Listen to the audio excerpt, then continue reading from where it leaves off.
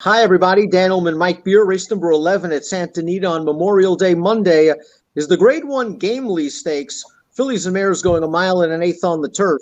Let's take a peek at this field. You've got some really nice fillies and mares in this race. A Toile ships in from Europe for Chad Brown. Ollie's Candy returns to turf. She has done some really nice things on the main track. Lady Prancelot comes from off the pace with a big kick. Keeper of the Stars upset winner last time out, also in the mix, albeit from a tough post position. I want to look at these horses, Mike, and say it's a competitive field. You've got a couple of horses coming off layoffs. Pace could be very, very important. As we throw up the Timeform US pace projector, Ollie's Candy is a versatile horse, but I think that she has a good opportunity to make the lead, and Timeform US concurs. Her dirt form is good, and while she's never won on turf, she's run some pretty good races on that surface on the go back. Yeah, true enough. She has run pretty well on the turf. She's probably better on dirt, Dan, but she's run well on synthetic. She's run well on turf. She's run well on dirt. I agree with you. I feel like they should probably try and put her on the lead here. They got very aggressive with her in the Apple Blossom last time, and it almost worked out. She ran a huge race there. They should try and put this horse on the front here. Hopes were very high for the number one, a Toile, I'm sure. This horse was purchased for $1 million at Tattersall's in December, transferred over to the Chad Brown barn. She is a Group 3 winner in France, and I think she's going to appreciate getting on a turf course that is firm. And of course, the Lasix doesn't hurt as well. I thought she ran okay in the French Oaks 3 starts back when she was fourth. She was kind of in behind horses till about the 3/16 pole, and then came with a good kick in between horses once she was clear. 2 starts back, I think the soft ground really hurt her. And last time out, that race is just a throwout. She tried older horses and some very tough ones at that. Yeah, I mean, she does have an excuse for the competition. You can see that she was 34-1 in that race. She did not run well in there. The prior start to that, where she was, I believe she was purchased by Martin Schwartz prior to that August race. She did not run well in that race either. But prior to that, and including the French Oaks that you mentioned, Dan, I liked all of her first 5 races. She looked like a filly of considerable talent in those races. So we'll see if Chad can get her back on track. Here's Ollie's Candy, the number 2. Mike mentioned very aggressively ridden in the Apple Blossom, had a clear lead in the stretch, and was run down by one of the better fillies and mares in the country, not named Midnight Bisou. CC is in raging form. It was a good effort for Ollie's Candy, who's now making her 3rd start of the form cycle. We talked about her good early speed, and again, she hasn't won on turf, but she's grade 1 placed on the surface. She's super logical. Yeah, I mean, she really is. Her turf form is pretty good. Again, I do think she's probably better on dirt, but she's run well enough on turf that you want to take her chances very seriously. Yeah. Pace is also going to be a major determining factor as to the fortunes of the 3. Lady Prancelot, she likes to come from off of the pace. She usually needs a little bit of pace help. She was 4th last time out, going a mile in that Keeper of the Stars race. To me, that race was a situation where the pace kind of held together. Maybe Lady Prancelot was a bit compromised. Her form prior to that was pretty good. She won the American Oaks 2 back. Yeah, back-to-back graded stakes wins late last year after sort of struggling a little bit to find the winner's circle. But overall, she's just rock solid there. She shows up every time. I'm not going to knock her. And I can't say that I love her in this race, but I'm not going to knock her. She's a good horse. Another layoff for Giza Goddess, who is back in against older horses. She tried older grade 1s in the Matriarch 2 back. That was a tough spot against the Gott Stormies of the world, and she probably wasn't ready for it.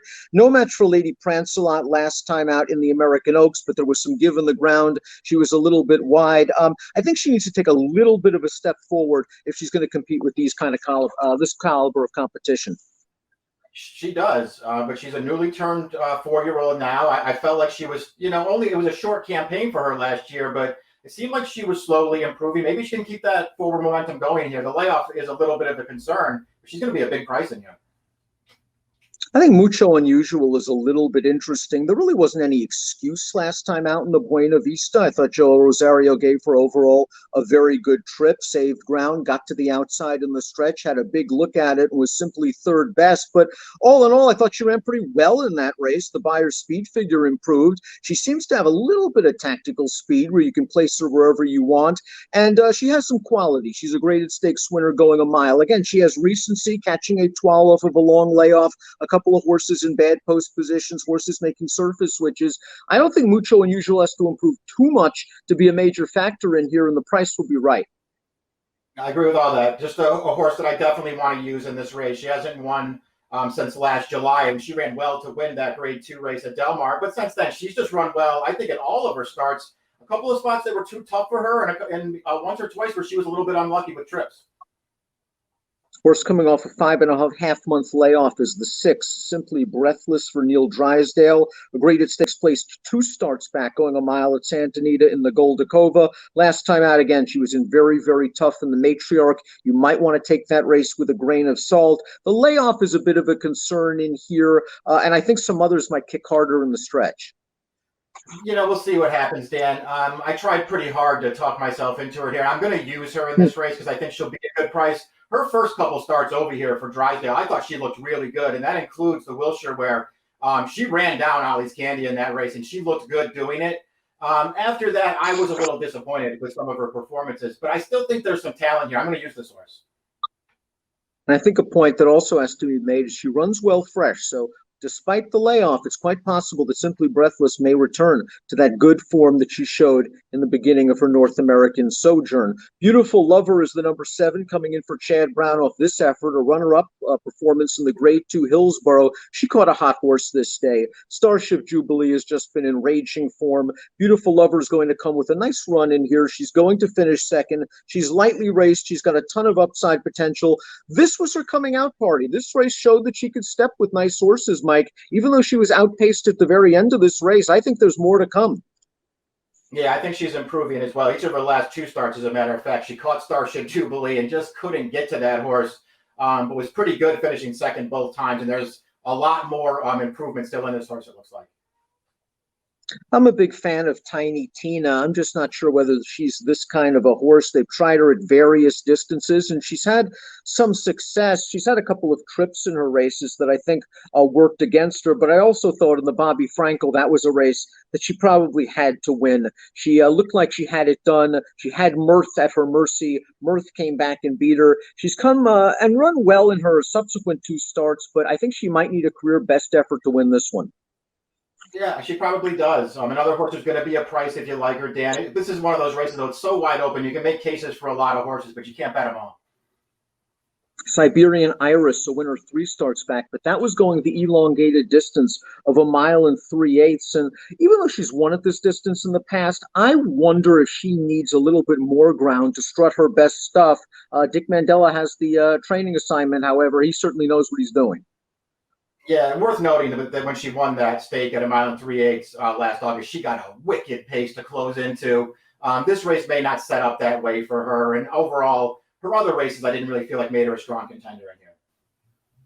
Bodacita is taking a big step up in class, but she just won a non-winners at 2 other than. We'll take a look at that performance. She's now won 3 out of her last 4 races. Confidence should be sky high. I thought she got a decent pace set up in here, Bodacita, as she wins it. Her 1 start against stakes horses in North America was 3 back. Maybe she didn't care for some give in the ground, but I think there are some questions to answer from a class perspective. Certainly not from a form perspective. She's sharp. Yeah, they're certainly testing her here. We'll find out if she's up for it. I respect that they're taking the step up, though, while she's in good form. I really like that win that we just saw from her, too. I like the way that she was really reaching out for ground at the end of this race. This filly's headed the right way. Keeper of the Stars, the upset 36-1 winner of the Grade 2 Buena Vista last time out. She utilized good tactical speed, and I think that tactical speed should serve her well here. From the outside post, I think you can get aggressive with her. There isn't a ton of pace in here, and maybe she can work out a good trip. Here she is winning the Buena Vista. Mucho Unusual is going to finish 3rd.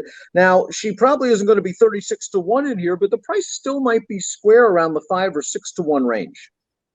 Yeah, I didn't think she'd be too short in this race. Obviously, you're not getting the big price that you got in that win right there, where she ran really well, Dan, to run that horse down, a big favorite, too, that she ran down in that race. And it's not like that race came out of nowhere. I mean, her form prior to that was good. I think this filly's a contender again. Let's take a look at our top picks for the Grade 1 Gamely Stakes. Mike, you're going with the French import, the number 1 Étoile, sold for 7 figures over the winter. Chad just throws her right into the deep end. Grade 1 race in Southern California, first time back, and that seems like he's got a lot of confidence in her.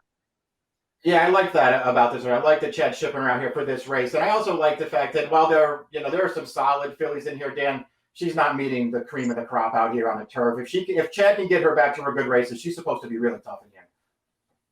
I want to take a shot with your third pick in here. That's Mucho Unusual. No excuse last time out, but I think she's slowly getting better. She's a 4-year-old that might have a bit of upside. And again, she's catching Chad Source off a layoff, keeper of the stars in a tough post position. Ali's Candy switching surfaces. I'm going to try to use her at a little bit of a price. I went 5-11-7-6. Mike's going 1-6-5-11. It's the grade 1 Gamely. It's a super card at Santa Anita on Monday, and the Gamely is an approximate post time of 5:30 Pacific. Good luck.